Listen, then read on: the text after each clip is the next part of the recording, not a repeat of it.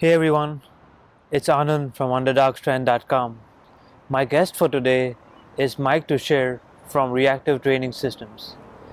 Now, if you're new to my channel, my goal with this channel is to bring you the best information out there when it comes to strength training, nutrition, motivation, building muscle, losing fat, and a lot more.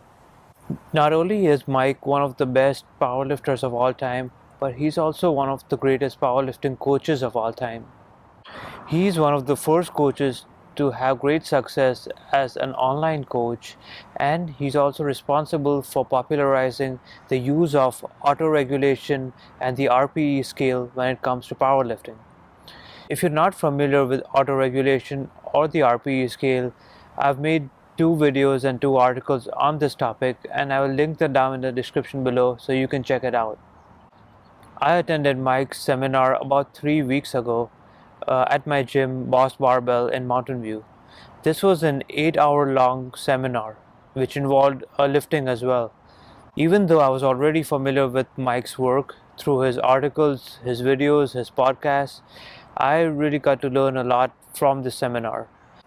In this interview, we talked about topics such as geared versus raw powerlifting, how to actually become a powerlifting coach, programming, autoregulation, peaking, and a lot more topics like these. If you're interested in learning more about powerlifting or strength training in general, I think you really enjoyed this episode. So let's go ahead and get started with the interview. Good morning, Mike. How's it going? Good, good. So, for maybe the one or two people who may not know who you are, would you like to introduce yourself? Sure. I'm Mike Tuchscherer, a powerlifter.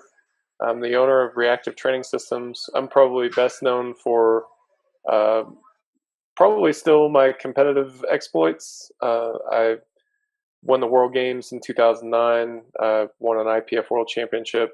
I was a world record holder in the IPF. Most notably known for my deadlift, but probably the thing I would like to be known for is coaching. We do powerlifting coaching predominantly, and we've coached lots and lots of lifters, that range all the way from, pretty novice, pretty young lifters all the way up through IPF world champions. At this point, we've coached 10 world champions, or excuse me, 10 world record holders, uh, multiple world champions, and things like that, which is really fun and really cool. But, I've got to admit that for a lot of people, that maybe doesn't matter so much. And I think the most important thing for any lifter at any stage is that we help people get to their next PR. And that's probably the most important thing that we help any lifter do. So I want to know how you actually got into lifting in general, like not necessarily powerlifting, but just how did you get into the gym and start lifting? Well, it was a thing that I've always been interested in. Um, you know, being a strong person was a thing that I was always interested in, even as a kid. And before I even got into the weight room, I did things like body weight exercise and push ups and sit ups and just different things that I could come up with from a body weight standpoint. Just because, honestly, because I thought it was cool. And when I was probably about 12 years old, I had an opportunity to get into the weight room, and I loved it.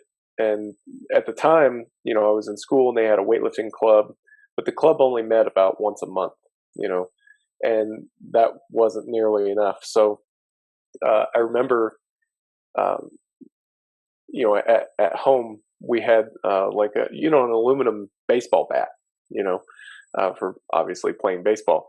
And my brother and I would use the aluminum baseball bat as a barbell and like do like manual resistance exercises and stuff like that.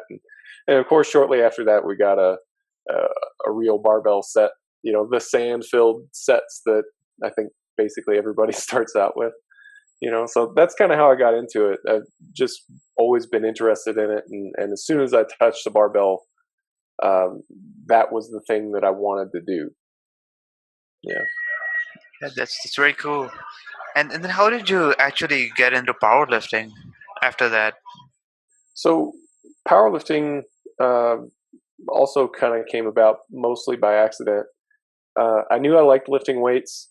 I knew I wanted to play football, and to play football at any sort of, even at a high school level, lifting weights was part of the deal, which was fine with me. Um, at the time, that was kind of the early days of the internet, I guess, which is kind of weird to think of, but it was.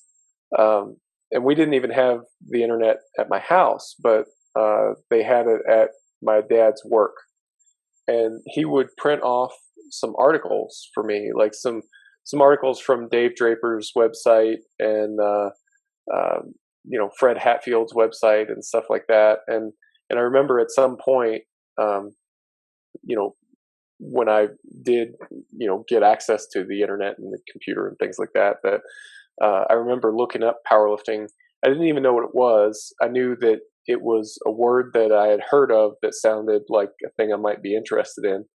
Um, so I remember looking it up and figuring it out, like, oh, okay, and learning about it, and this is what the training is like, and that's kind of where it took off, you know. Yeah. And then when you actually started powerlifting, what was maybe the first program that you followed? So I was, I suppose, a bit unique. Um, I didn't.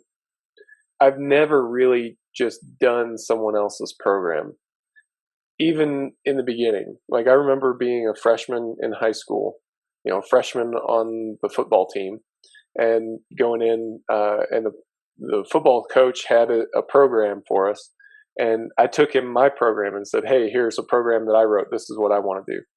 And thankfully, he kind of let that go. I mean, I'm sure it wasn't a good program, but a program executed enthusiastically is better than one that's not. And whether he just didn't want to deal with it, or maybe he saw something that most people wouldn't have seen. I have no idea why, but for whatever reason, he just kind of let me do my own thing, and I got really good at lifting weights. And I mean, even in high school, when I was a sophomore in high school, I was breaking like school weightlifting records and things like that, which I mean, I guess it's a big deal if you're in high school. It was a big deal to me at the time, right? And so I guess at that point, from then on, people just kind of let me do my own thing because Mike was the strongest guy in the school. So why would you tell him anything different? So, since you did your own thing, how did your initial programming, like, what was your source for learning about programming early on? Totally things that I picked up from reading other programs. Uh, Now, keep in mind the time frame we're talking about, the late 90s, and given my limited access to things and just the limited information was not anywhere near as prolific as it is now. Um, so like looking at bodybuilding magazines even and finding programs in there, and learning about how it ought to be done by looking at other programs. That's kind of where I started out, and I mentioned looking up powerlifting, and seeing these programs with only 3 rep sets and things like that, and that being a really mind blowing thing. Like, okay, like all right, I get it, and then trying it and being like, whoa, this is really addicting. Actually, like I get to lift really heavy weights, and it makes me better at lifting really heavy weights. Why would I ever do anything else? Well, of course, later on you find out that there are reasons, but you know, it's also a good reason to train with heavy weights. And have you trained exclusively raw powerlifting, or have you tried gear powerlifting? So, um, I would say most of my, especially early competitive career, was in equipped powerlifting. So, that initial stage that we've been talking about obviously was raw. And that was the thing that I cared about the most. But sometime toward the end of my high school career, as I had begun learning more and more about powerlifting as a sport and learning about how it's done competitively, at the time there was no raw powerlifting, at least in any major sense of the word. If you wanted to compete, you competed equipped. And I was reading about bench shirts and squat suits and stuff like that, and there was a thing I wanted to mess with. It wasn't a thing that I cared about for its own sake, but I do remember getting my first bench shirt and my first squat suit when I was still in high school, and having nobody around to help me learn it or figure it out or anything. Honestly, I ordered it and I got it, and I didn't even know how to put it on, I remember like just struggling to try to get this bench shirt on and then not really going past my forearm and thinking, well, I'm not sure if this is right. I remember my dad saying, like, I think you got the wrong size, like, well, no, it's supposed to be tight. And you just figured it out, as you went, you just figure stuff out. And so that was kind of my introduction to it. And then, when I got into college, and that was when I would say my real competitive powerlifting career took off. That was all equipped, and I didn't really get out of the equipment in any serious sense until probably 2010. So I would say from like 2002 to 2010, my focus was equipped powerlifting. But even then, I always cared about my raw lifts. And again, I would talk to my dad about this, and he never really got it. Like, I shouldn't say never really got it. Like, the equipped stuff didn't really matter to him, and I think in large part because of that, but also because of how everybody starts out in powerlifting.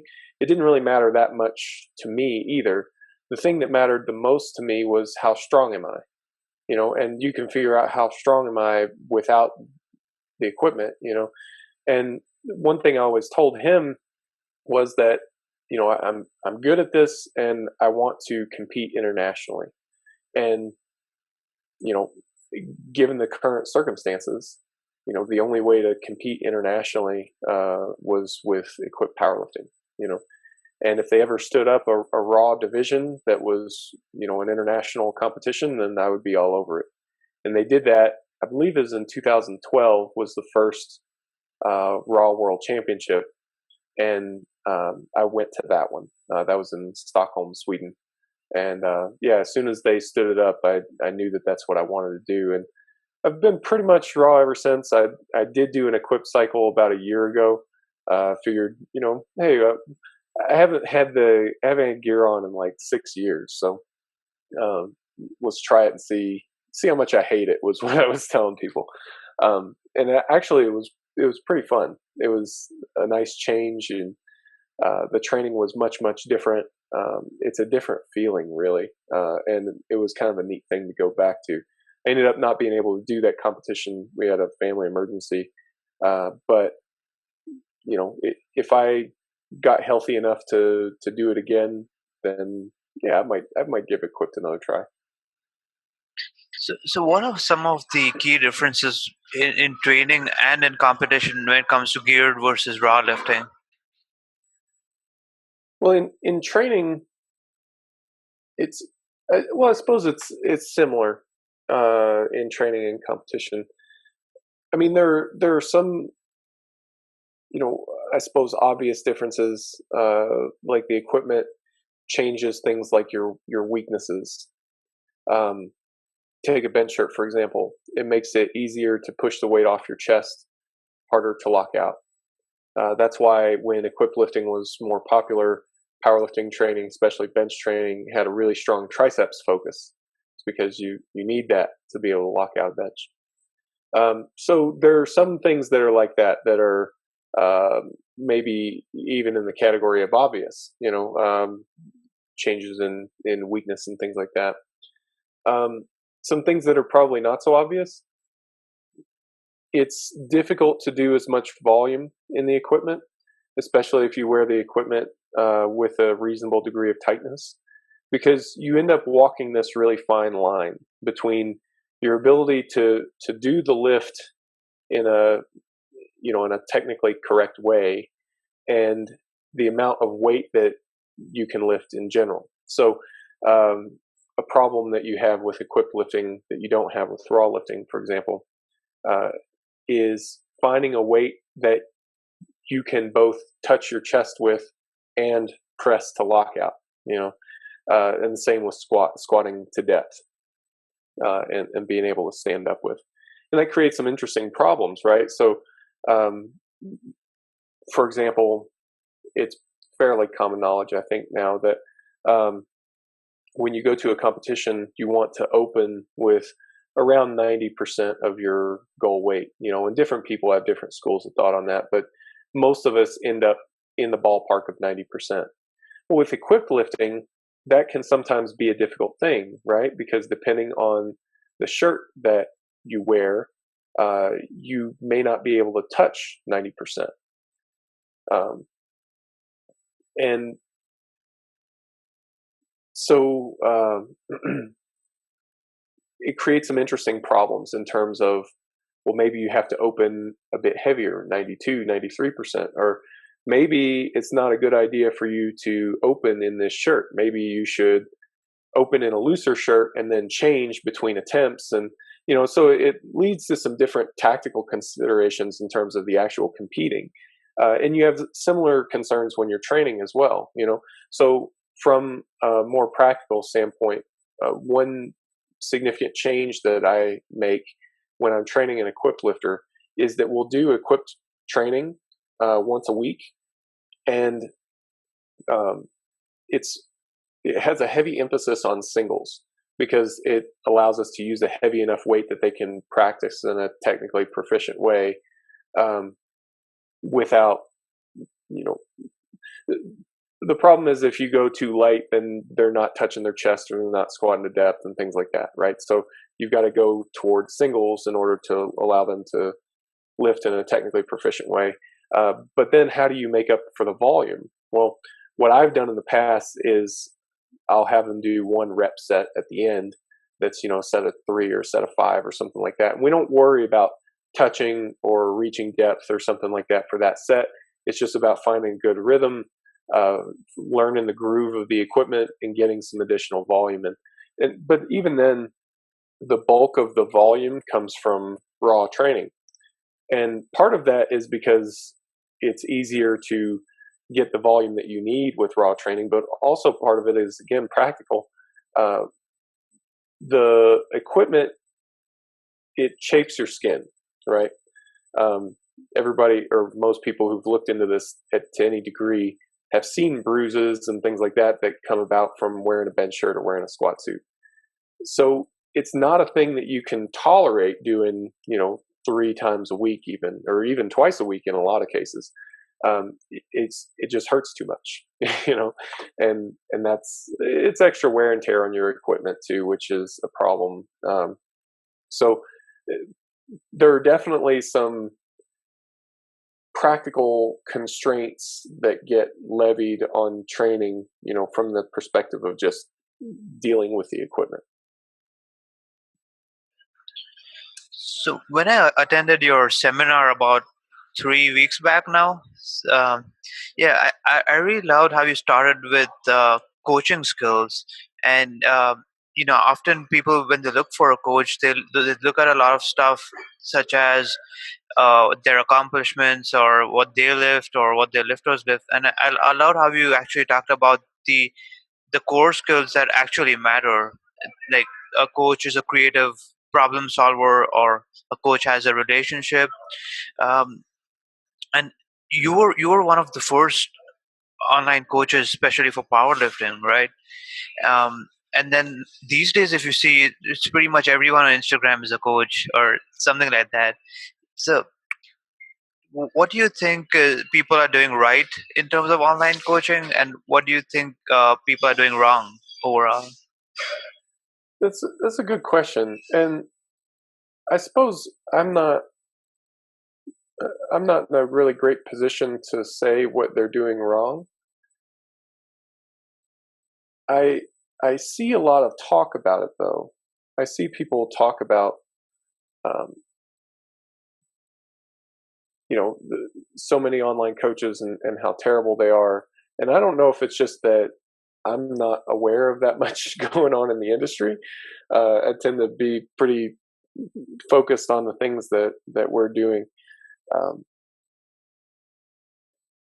but I know that there are a lot of people who don't know as much as, I mean, the knowledge part is a concern. There are a lot of people who don't know as much as they probably should know. As far as things that they're doing right, though, um, I think I think it comes back to what I was talking about in the presentation, that it depends on the perspective that we're evaluating this from. If we're looking at this from an athlete's perspective, you have basically two criteria for evaluation. You have your results and you have your enjoyment. Am I getting the results that I'm after? Am I enjoying the process? And that's really it. Like, if it doesn't matter beyond that, like if the coach has an evidence-based approach or a non-evidence-based approach, or has coached people or has not coached people or anything like that. If you've got experience with this coach and you know that they're producing results for you and you're enjoying the training process, then everything else is, which way does he part his hair? Like, it may be something that it's going to factor into enjoyment, basically, and you've got to decide how much does that bother you. In terms of evaluating a coach, you would want to look at it through the lens of, have they produced results for people like me? Now, that's people your age, your training experience, your weight class, um, how you compete, whether that's raw or equipped, your drug status, things like that. You want to look at it through that lens, and that's going to give you a good idea. If they've worked only with like heavyweight, high level guys that are on drugs and compete equipped, and you are a lightweight female who's not on drugs and compete raw, like, it might work out. It very well might, but it's not as likely, versus this other coach who works with a lot of people who are just like you and gets great results with them. I mean, in terms of evaluating results, I would look at it through that lens. And um, as far as the enjoyment factor goes, I mean, I think that's pretty self-explanatory. Now, if you're a coach, though, I think you look at it through a different lens. You have three main responsibilities as a coach. You have leadership, relationship, and creative problem solving. Leadership, relationship, and creativity. Your job as a coach is to be the leader, is to help make the decisions and be decisive. You have to develop a relationship with the athlete, and that's really the foundation for everything else. If you don't have the relationship, then why are they going to do what you say? You're not going to get the information that you need for the creativity piece, and so on.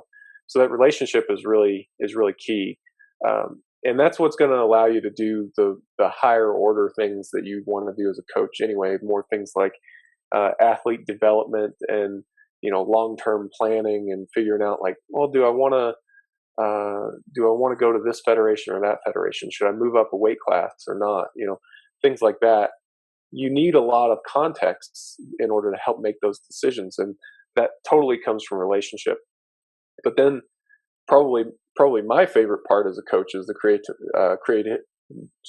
the creativity piece, creative problem solving. It's the time as a coach when you're most able to figure out what is it that's holding the athlete back, and what can I do to remove those roadblocks and help the athlete progress forward. It may be a programming thing, it may be a technique thing, a mentality thing. There's a huge number of potential solutions, and to help an athlete navigate their problems and solve them. That's what most people are looking for, I would say, when they're looking for a coach. They're looking for somebody who can provide that creativity to their training. Some people are looking for kind of a disciplinarian, someone to hold them accountable. But even then, I think you've got to have the creative problem solving. And if you don't, then you're not going to get the results. Like, if you don't have creative problem solving, then you may as well get a program from a book. It's just a stock program at that point. It's not got any life to it. And that's the essential part. And I think that's the real value that a coach brings. So if someone decides to become a coach and he or she thinks that they have these qualities, what's the best way to get started? Do they go and get certain certifications, or do they intern under someone? In your opinion, what's the best way they can get started in the journey of becoming a coach? That's a good question, and it's definitely a lot different now than when I started. When I started, I didn't even know coaching was a thing. And somebody actually emailed me and was like, "Hey, will you coach me over the internet?" And I was like, "You can do that?" Yeah, And it was kind of trial by error since then. Which is definitely good and bad. Like, it's probably good for me because it fits my personality and just kind of the way that I've come up in the entire sport. But I don't think that works now. For one, nobody's gonna tell you like, "Hey, I want you to coach me." I mean, unless you've got something, you're a top level lifter or something like that. But even then, I think it's really difficult to differentiate yourself from all the other coaches out there. And it's getting more and more difficult, and that will continue to get more difficult for the foreseeable future. So if you're a young coach and you want to do this, you want to make this, your job, your work. I don't think I would recommend just going out and starting your own business at this point. I think you can do that, but you need to have some reason for people to pay attention to you. And what I see a lot of people doing that are in that situation is they pick things to differentiate themselves that are not very consequential. Because all the consequential things have kind of been taken. So they're picking things that don't matter so much, or they're trying to build a cult of personality. And, I can't get behind any of that. So I would say these days, if you do want to make it your career, go the internship route. Find a coach that you can intern with. And I mean, lay out what you want and what your expectations are. Have a clear vision of that. And if you want the opportunity for a full-time job, let them know that in the beginning, because maybe they can help you with that, or maybe they can't, and that will help determine if the internship is right for you as well.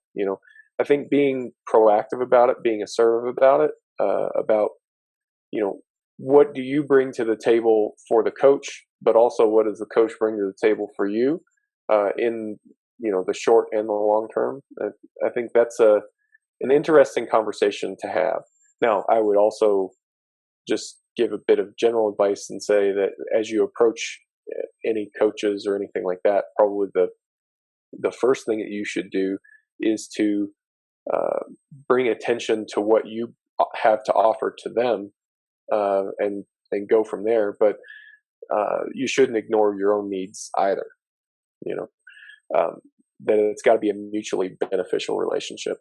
And who knows where it goes from there? Maybe it evolves into a full-time position with this coach in their company, or maybe you find a way to differentiate yourself, and you spin off your own company later. And when you do that, you'll have a lot more experience, both hands-on experience in the coaching sense, which is so undervalued, but also experience in business. And businesses don't fail because they're bad at the thing that they want to do, right? Like if you're a baker and you open up a bakery, you don't fail because you make bad donuts.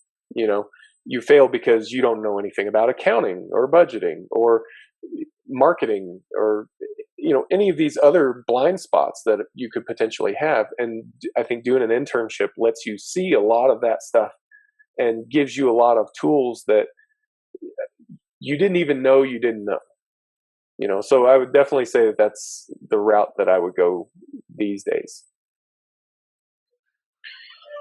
Yeah. So, what is your general approach to programming? Let's say you have a brand new athlete and you have no context about their training history or anything like that. What kind of a program do you start them off with initially? It's interesting you ask that. So this is a thing that's changing quite a bit more lately. I think you've got to get some kind of context. There is context out there. If they have a training history, you've got to find that. If they don't have a training history, or even if they do, one thing that we've been looking at a lot more lately is personality. And we have and have had for a long time a suspicion that personality affects training, that it can tell us something about what kind of training is going to be best for a lifter. We've been doing more detailed investigations about that. So I would even start there. Like if I had somebody who had never even touched a barbell before, I mean, there are some general things that you're going to have to cover regardless of the type of person they are. But, once you get some of those things out of the way, I'm going to start individualizing the program. Like, I think you've got to do that. And I think that's a thing that I did myself from an early age, even without even realizing it. I just started. You make decisions about things, right? And if you're a coach, then you're the decision maker, and you've got to be able to look at it through the lens of, who is this person that I'm dealing with, and what are they like, and what are their preferences and likes and dislikes, and just all sorts of things. And you start to develop a better picture of what are their needs as an athlete, and it's the creative problem solving piece again. It gives you some of that essential context. So that doesn't really answer your question, though, as far as a general approach to programming. I suppose we just really try to avoid that in general. We try to avoid a general approach because there are so many approaches that seem to work. Again, if you're talking about somebody who's never touched a barbell, then you're constrained so much that your options are really limited, and that's fine, but within a couple months of having picked up a barbell, there are differences that are showing up, and we should take advantage of that stuff. We should see what we can do to maximize things for an individual lifter. And so I'm best known for RPE based training and kind of popularizing that in a powerlifting context, and applying a specific RPE scale and things like that. And that's great, but there are some people out there that just don't get it, don't want to get it. It just doesn't click in their mind. And actually, even whether they want to or not, for some people, it just doesn't click. So if you're one of those people, then prescribing RPE is jamming a square peg in a round hole. It doesn't work. So you would be much better off to give them some sort of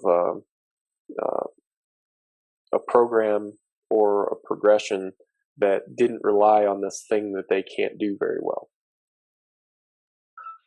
And if someone is brand new to using an auto-regulated program or with RPEs, how would you suggest they get started if they're only doing a if they've only been doing a percentage-based program? How would they make the transition to it? I recommend a soft start to getting into RPE-based training. So the first thing that I would do is to just continue doing whatever program you're doing and just rate your RPEs. Just rate them. Write them down in your training log. Keep track of them. Don't change anything, but just practice rating them. And what will happen is over time, you'll rate more and more and more and more. And then at some point, you're going to say to yourself, I do, 85% for a triple, and that's always whatever it is, an 8 RPE, But today, it was a 7.5 RPE. I wonder if I should move the weight up a little bit. When you start thinking along those lines, then you know that your RPE is reliable enough and that you have the internal confidence in your RPE that it's time to take the next step, which would be to move on to an RPE-based program, or at least have some more reliance on RPE to make those day-to-day adjustments to the weights. That's how I would recommend getting started with it. Right. And RPEs is one way of auto-regulating, right? It's an objective way of auto-regulating, and some people who might not be using RPEs might still be auto-regulating in other ways, right? Yeah. Like they might be training by feel, and they might be intuitively doing more volume on the days they're feeling good, or less, or backing off on the days they don't feel good, except they just don't put a number on it. Right. Yeah. And it's that every successful training program in existence, as far as I can tell, has used auto-regulation. They maybe haven't used RPEs, or they maybe haven't used the specific terms of auto-regulation that I tend to favor. But they've made day-to-day course corrections to the program based on the athlete's performance. Now, most of the time, that comes in the shape of the coach making adjustments. The coach sees something and makes adjustments. The problem with that system from a powerlifting perspective is that a lot of us don't train around other experienced lifters. We don't, and these days we don't even train around our own coach. Our coach is in an online environment. So we need to come up with a system that allows us to see those patterns in ourselves and make those changes. Make those changes to our own training. And I think RPE training does that in a really efficient way. It's a tool set that's really optimized to the kind of environment that most powerlifters find themselves in. I think it's ideal for that sort of setting. And when did you actually start using the RPE scale yourself for your own training and then for your athletes? So, kind of going back to the history a little bit, when I went to college, I went to the Air Force Academy. There was a powerlifting club. So I joined the powerlifting club as a freshman, and there were 2 other people on the team. And the next year, neither one of them wanted to be on the team, so it was just me. So that wasn't very fun. So I decided, well, I'm not going to do that. I'm going to go recruit a bunch of people. So I did, and it helped because I was a good lifter, and I was able to find quite a few people who wanted to be on the team. And so, okay, now we have all these people on the team, but I'm kind of the de facto coach because I'm the only one that knows anything about it, and I've been here the longest. So, figure it out. So at the time I was learning a lot about training, and I had uh, continued to read just a ton about powerlifting training, as much as I could. And one thing that continued to come up was this theme of, you've got to learn how to listen to your body. You've got to learn how to listen to your body. And I remember thinking, like, okay, well, that's cool. Well, how do you do that? But if you would ever ask anybody that, they would say, well, you just kind of figure it out, and it takes about 10 years to do that. And I thought, well, that's a terrible answer, But fortunately for me, around this time, I was starting to go through that transition myself. And I was starting to figure out those things, because I had 8 years plus experience at this point. And I was starting to notice those things that they said that you should start to notice, and, if you would ask better questions, you get better answers. And, so I start to notice these things, and read about an RPE scale, and, just kind of putting some pieces together, because, I didn't invent RPE. RPE comes from endurance. It comes from exercise science, more on the endurance side. So, you see an RPE scale and you go, well, that's kind of, all right, I see what I'm noticing now. And then I go, well, if a 10 RPE feels like this, what's a 9 RPE feel like? And, then you kind of go from there. And that's kind of how the RPE chart was developed, So I would start out doing stuff like that. And then I would use the rest of the guys on the team as kind of guinea pigs, and they would, experiment with these different training protocols and stuff like that. And we continued to learn as we went, so I had a really great environment there in the beginning, in terms of learning a lot myself and putting some pieces together that hadn't been put together in that way before, and having a good testing environment where I could see, what's the best way to communicate this? What's the best way to apply this in a real world setting? Yeah, that's very cool.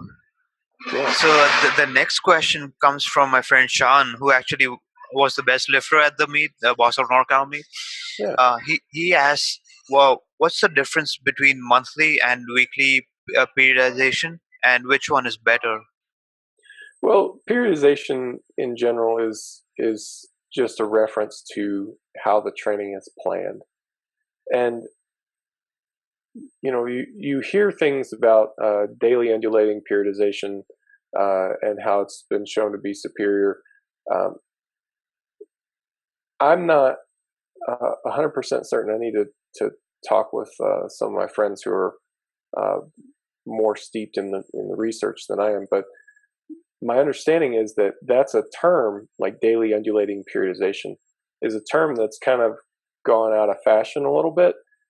It's not a periodization scheme. It's more of a tactic. It's like a work distribution tactic, and calling it daily undulating periodization leads people to think that it's exclusive, like you can do daily undulating periodization, or you can do a block periodization, or you can do whatever. They're not at all exclusive, and in fact, all the best programs are really blends of all these different periodization models. Um, Nobody really executes a pure periodization model that's devoid of influence from other models. They're all evolved. So what you want to look for in terms of weekly, your weekly planning, it's really a big question. So one of the limitations that we run into with seminars is that the time is limited. So one way to get around that, we've begun teaching online classes, and one of the online classes that we teach is called microcycles, and it's all about developing a really, really good training microcycle, which is usually about one training week. It's about developing a really good plan that takes about a week, and how do you manage each training session, how do you manage the sessions together and how do they interact with each other over the course of a training week? And that's a full-on 10-lesson course. And then there's another course that's mesocycles, that's more about like the month-to-month and even longer-term periodization plans and how do different blocks weave together and things like that. And that's where you get into more stuff like block periodization and stuff like that. So all of it's important. It just interacts with each other in different ways, depending on what the time scale that we're looking at. Yeah. And the next question also comes from Sean. And the question is, as an athlete advances, how do you program volume versus intensity? So in general, you want to see the volume go up. And that would be as the lifter gets stronger, as the lifter's work capacity develops, they're going to need more work and tolerate more work to get to the next level. In terms of intensity, that doesn't really change a whole lot until toward the end of the athlete's career.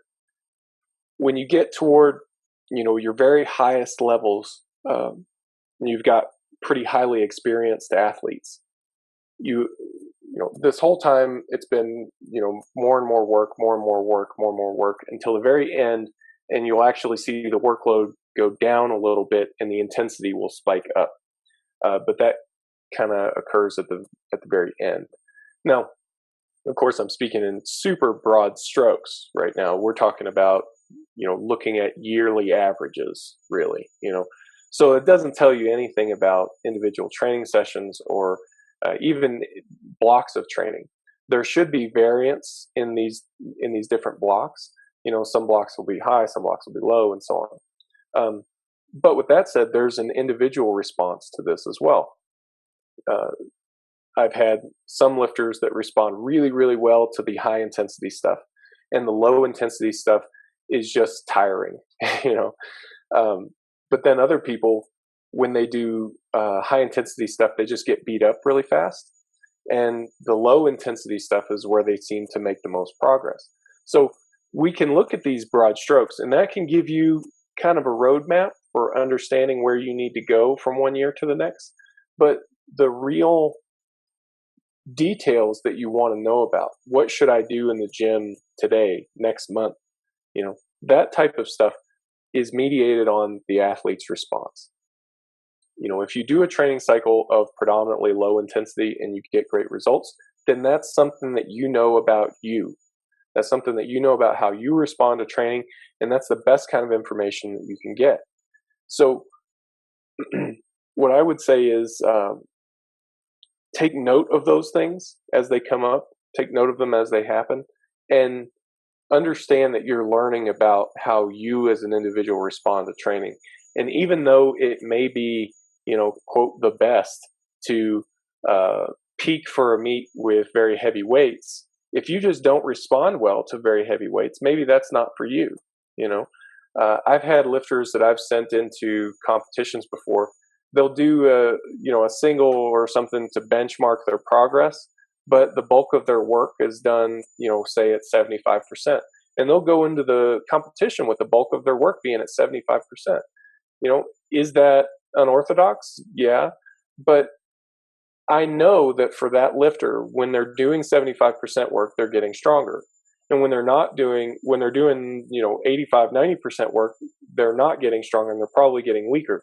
So why would I send them into the meet doing something that they've already established is making them worse? Well, of course I wouldn't, but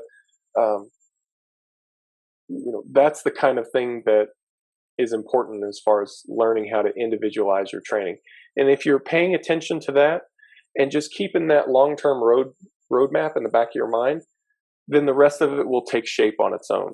What you'll do is you'll have a couple of training blocks that should work, but they kind of didn't. And you're looking at it and go, well, how do I fix this? Well, in general, as my career progresses, I need to do more volume. So maybe I need to add a couple extra sets. Okay, well, I'll do that. And then it works and you continue to progress, and eventually, you're a master's lifter or something, and you've been doing this for a long time, and you go, man, I want to do this training cycle, but it just is killing me, maybe I should do less work, but you'll know that if I do less work, I'm not going to get the results that I want. So I need to compensate for that in some way. So I'll do less work, but I'll make the work higher intensity, and that's where you see that that shift kind of toward the athlete's career, toward the end of the athlete's career, toward more high intensity models. So these things, I would say that the ideal long-term approach is an emergent property of solving these problems, solving these short-term problems. Knowing what the general pattern is going to be helpful for you. It's going to help you reduce the trial and error, but it's still it's still responding to difficulties. It's still responding to emerging problems as they surface.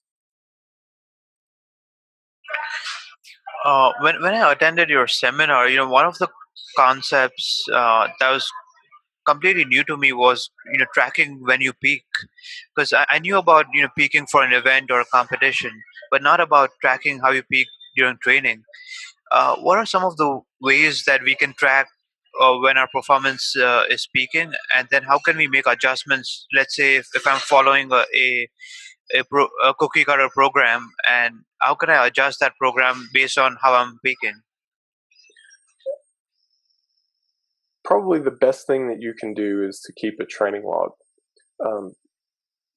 We've designed an online training log that's free for anybody to use, and I would definitely highly recommend it. You just go to the Reactive Training Systems website, you log on, you click on apps, and there it is.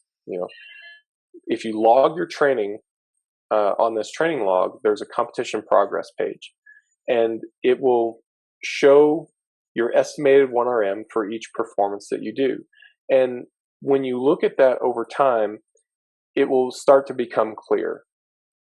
You'll see that for a given program you did, you improved for 4 weeks, and then you had a really severe drop in performance. Or maybe you'll start a new training block and have an initial decline, and then you'll improve for the rest of the training block, for 5 or 6 weeks, and then peak. So there's a number of different patterns that can show up, but looking at your real world performances, again, it shows you information about you. And at this point, I have no way of predicting what kind of responder you're going to be, whether you're going to be the kind that has an initial dip and then responds, or maybe you just have a response straight away, or maybe it's stagnant for a while and then you respond only at the end of the block. I can't predict that.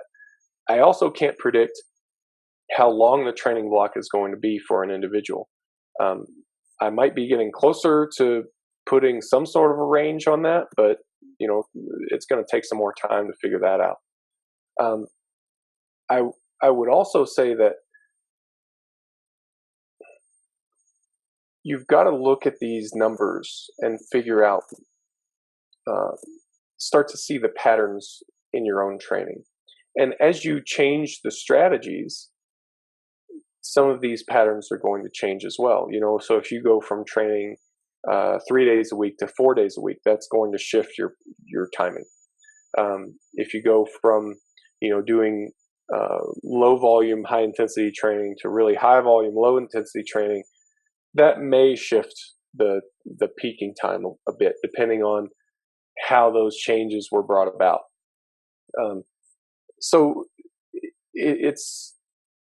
you need to have a way of making systematic observations. For right now, I think the best way to do it is just with a training log. And beyond that, there are some training tactics that we can use to sort of learn what your best responses are going to be. But that takes a lot longer to establish. Yeah, it's definitely an interesting concept that I will be digging into a lot in the future, and I'll definitely be using your training log. And for those of who you're wondering, I'll link it down in the description below, so you can check it out. Yeah, Um, I just have a couple more questions, if you have the time. sure. Um, okay. So you are one of the most successful coaches, but you're also an athlete. How do you balance being a coach versus being an athlete? Well, to me, it's not been terribly difficult, to be honest. I mean, I've been fortunate in that I can coach full time as a job. So when I'm at work, I'm at work and I'm coaching. When I'm, you know, when I go to train, I'm not at work, and I don't uh, I don't function as a coach except in the ways that I need to execute my own training. Um, so it's not been terribly difficult for me to balance that, but I do think it's been very helpful because I can try things on myself.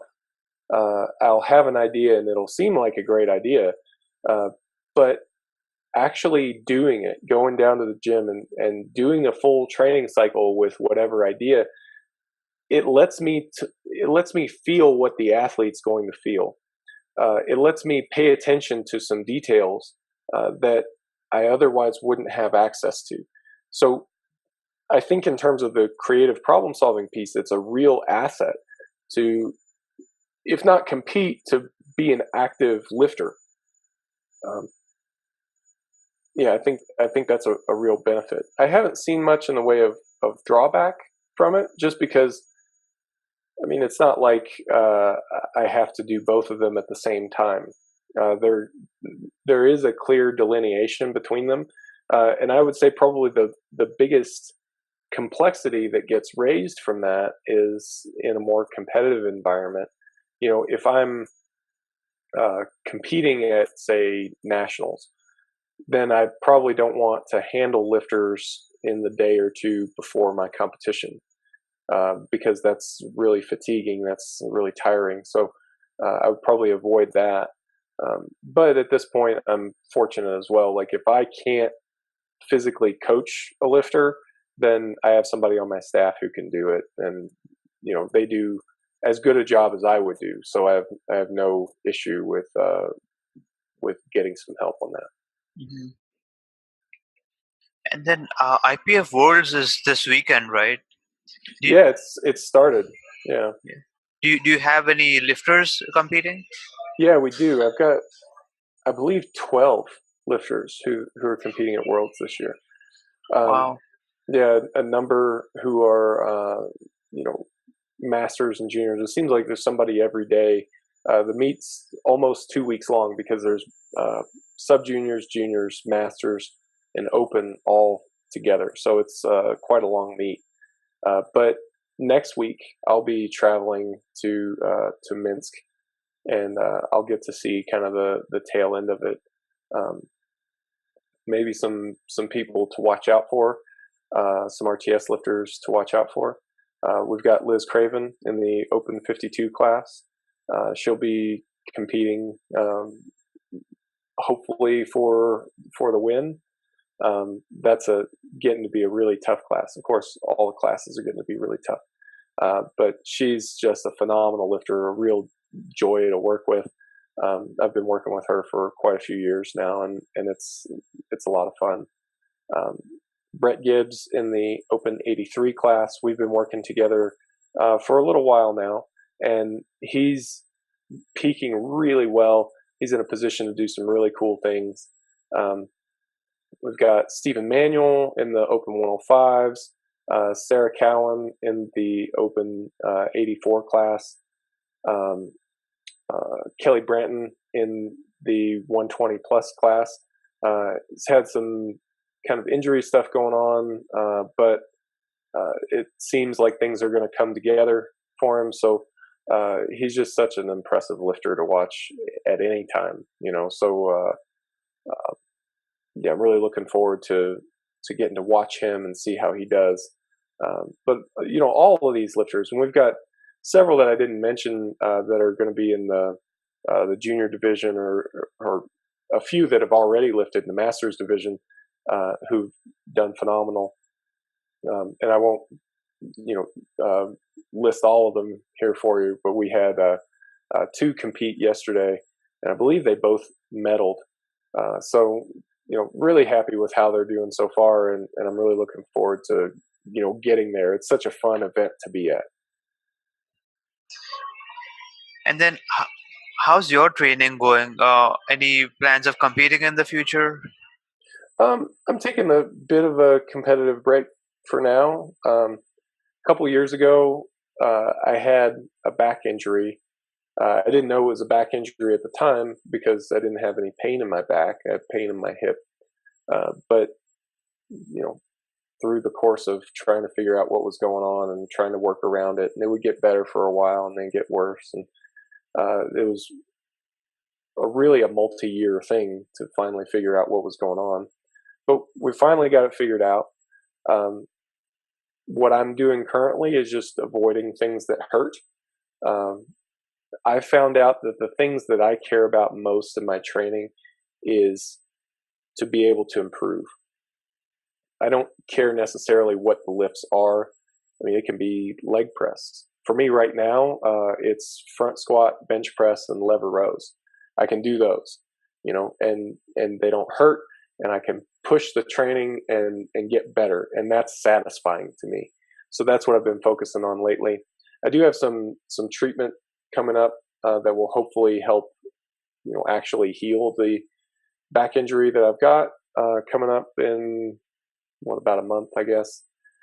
So if that's effective, who knows from there? I'm really not sure, and I'm not putting a lot of pressure on it.